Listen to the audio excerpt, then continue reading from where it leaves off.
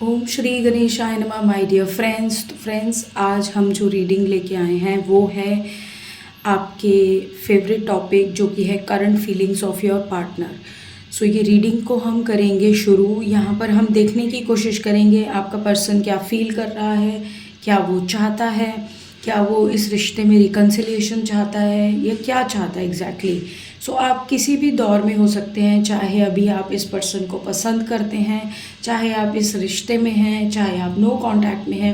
Exactly इनके मन में क्या चल रहा है इस पूरी सिचुएशन को लेकर ये जानने की कोशिश करेंगे।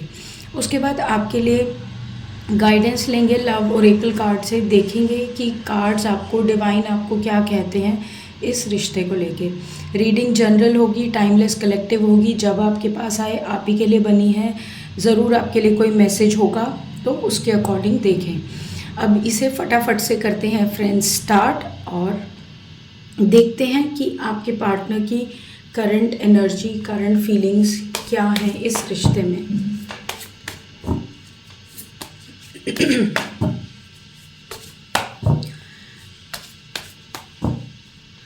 सबसे पहला कार्ड है द हैंग्ड मैन,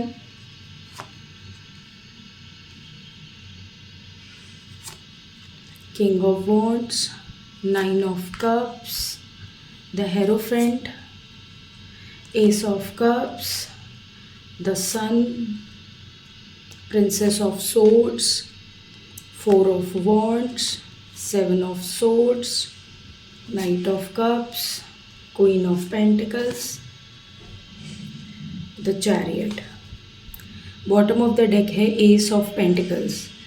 देखिए फ्रेंड्स, पिछले कुछ टाइम से ऐसी रीडिंग आ रही थी जहाँ पर आपका पर्सन जो था वो, या तो आप एक स्टेबलाइज्ड एक ऐसे रिलेशनशिप में हैं जहाँ पर आप दोनों काफ़ी लंबे समय से हैं और आप या तो कमिटमेंट मांग रहे हैं अपने पार्टनर से या इस रिश्ते में एक स्टेबिलिटी चाह रहे हैं। आज की जो रीडिंग आई है वो मुझे इतनी ब्यूटीफुल रीडिंग आई है और इतनी अच्छी रीडिंग आई है जहाँ पर ये पर्सन बहुत ज़्यादा पॉजिटिव है, ये रिश्तों को लेकर बहुत ज़्यादा पॉजिटिव है, ये सिचुएशंस को लेकर बहुत ज़्यादा पॉजिटिव दिख रहा है। देखिए आपकी बॉटम ऑफ द डेक से आया है एस ऑफ पेंटिकल्स, जो कि कहीं ना कहीं एक न्यू बिगनिंग, एक नई शुरुआत की तरफ इंसान चलना चाहता है।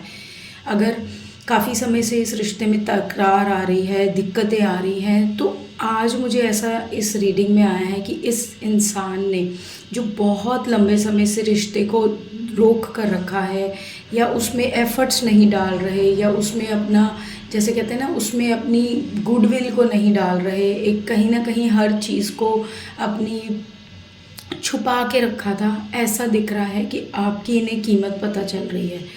आपके मन में आपके लिए कहीं ना कहीं एक इज़्ज़त, एक प्यार इनके मन में आ रहा है। इन्हें समझ में आ रहा है कि कैसे आपने इस रिश्ते में इतना दिया और कैसे इस रिश्ते में इसे आगे बढ़ाना चाहिए। मुझे यहाँ पर ये रीडिंग आज उन लोगों के लिए आ रही है जो या तो इस पर्सन को चाहते हैं और कहीं ना कहीं बहुत सोच रहे थे कि ये मुझे अप्रोच करे, मुझसे बात करे, मुझे कहीं ना कहीं एक कंफर्टेबल लेवल पे लेके जाए कि हम इस रिश्ते को शुरू करें। या फिर ऐसे लोगों की रीडिंग दिख रही है जहाँ कुछ ना कुछ ऑन ऑफ चल रहा था या नो कांटेक्ट चल रहा था, चीज़ें अटकी हुई थी और चीज़ें आगे बढ़ नहीं रही थी। तो यहाँ पर ऐसा दिख रहा है कि इंसान अब चाहता है कि इस रिश्ते में मैं अपना योगदान दूँ, इसे ठीक करूँ, इसमें एफ़र्ट डालूँ। इन्हें कहीं ना कहीं आपके अंदर जो एक अच्छाई है आपकी, या आपके अंदर जो एक जैसे कहते हैं ना, चीज़ों में कई लोग होते हैं जो मिट्टी को भी छू ले तो सोना बना देते हैं, इन्हें आपके अंदर एक वैसी प्रतिभा, एक वैसा इंसान दिख रहा है, क्योंकि आपने कहीं ना कहीं एक ऐसा रेजिलियंस दिखाया है इस रिश्ते के अंदर, एक तरह की ऐसे सॉफ्टनेस दिखाई है इमोशंस को लेकर कि सामने वाले को ये लगने लगा है कि हाँ, ये इंसान से बेहतर कोई नहीं हो सकता। अभी तक चाहे इनके मन में डाउट्स थे, चाहे इनके मन में इनसिक्योरिटीज़ थी, चीज़ों को लेकर ये श्योर नहीं थे, या अगर आप कमिटमेंट के लिए भाग रहे थे, आपको लग रहा था कि मुझे कमिटमेंट मिल जाए, इस इंसान को समझ में आ जाए, तो उसमें भी मुझे ये चीज़ दिख रही है कि कहीं ना कहीं इसे वो भी चीज़ें समझ में आ रही हैं, इसको वो भी पता चल रहा है कि हाँ, मुझे अब इस रिश्ते में कमिटमेंट देने की ज़रूरत है। अगर ये आपके लिए स्टैंड नहीं ले रहे थे या आपको अबैंडन कर रखा था, आप बहुत लंबे समय से दूर रह रहे थे, अलग अलग कंट्रीज़ में या फिर अलग स्टेट्स में या फिर कुछ ऐसा, तो वहाँ पर भी इसे समझ में आ रहा है कि देखो, इस शादी में या इस रिश्ते में मैनिपुलेशन से गुजारा नहीं होगा। अगर रिश्ते को निभाना है तो सच्चाई और ईमानदारी से निभाना होगा। और वही सेम चीज़ कहीं न कहीं अभी तक मिसिंग थी, जो मुझे यहाँ दिख रही है। लेकिन जो अच्छी बात आज इनके मन में हुई है और जो एक बदलाव, एक पॉज़िटिव चेंज जो इनके मन में आ रहा है, वो ये है कि अपनी गलती को मानना, अपने आप को सुधारना और खुद को एक बेहतर इंसान बनाने की कोशिश करना। आपकी अंदर के गुणों को जो कहीं न कहीं इन्होंने अनदेखे कर रखे थे या जिसको वो समझ नहीं रहे थे, उनको देखने की कोशिश करना और छोटे ही सही पर छोटे-छोटे एफ़र्ट्स करके आपकी तरफ आगे बढ़ना, ताकि आपको ये एहसास दिलाना कि आप ही सब कुछ हैं। यहाँ पर कोई एक ऐसा पर्सन भी है इनकी लाइफ़ में, कोई बड़ा है या कोई ऐसा दोस्त है, कुछ ऐसा है जो, या भाई-बहन है, जो इन्हें बहुत अच्छी सलाह भी देता है, जो इन्हें समझाता है, जो इन्हें गलत जगह पे जाने से या गलत तरफ मुड़ने से भी रोकता है। यहाँ पर मुझे ये दिख रहा है।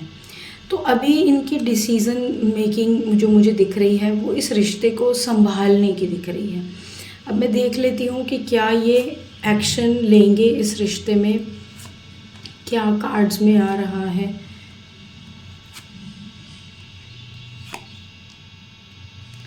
देखिए, जैसे कहते हैं ना कि किसी इंसान का आपने अपनी अच्छाई से किसी को बदल दिया, आपने कहीं न कहीं फ्रेंड्स अपनी अच्छाई से इस इंसान को बदल दिया। आपने यहाँ पर मुझे दिख रहा है कि इतनी ज़्यादा अपनी तरफ से एक स्टेबिलिटी दी है इस रिश्ते में।